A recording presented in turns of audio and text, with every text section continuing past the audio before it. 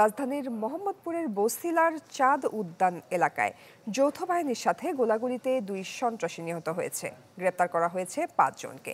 এ সময় তাদের কাছ থেকে কয়েক রাউন্ড গুলি, একটি বিদেশি পিস্তল ও চাপাতি উদ্ধার করা হয়।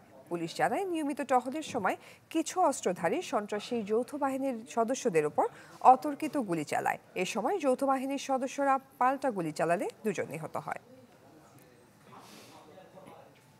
অনেক গুলির শব্দ পাইলাম, বুঝছেন। আমি বাসার তার বাইরে নেই, বাসা থাকাই অবস্থা ছিলাম। পরে বাসার তার বাইরানোর পরে প্রশাসন আঙ্গুলো বাইর করছে, বাইর করে গেছে যে আমগুলো গোলাগুলি হয়েছে, গোলাগুলো 2 জন মারা গেছে, তোমরা লাশগুলা ছিঁড়ো কিনা দেখো। আমি কাজের তো বাসায় আছি, এই অবস্থা আমার ছুরি সাবাটে ঠেকায় নিয়ে গেছে। আজকে সেনাবাহিনী যে অভিযানটা দিছে, এই সব জায়গাতে অভিযানটা দেওয়াটা উচিত। যার যেরকম কর্ম তার যেরকম ফল, এটা আমাদের কিছু বলার নেই। মারামারি কোবাকুবি ফতিনিউত এগুলো হইতেছে, আমরা এগুলোর থেকে মুক্ত চাই, রক্ষা চাই। ডেড বডি আমরা পোস্টমর্টমের জন্য সরকারি হাসপাতালে পাঠানো হয়েছে এবং মামলা তদন্তাধীন বা মামলা প্রক্রিয়াধীন।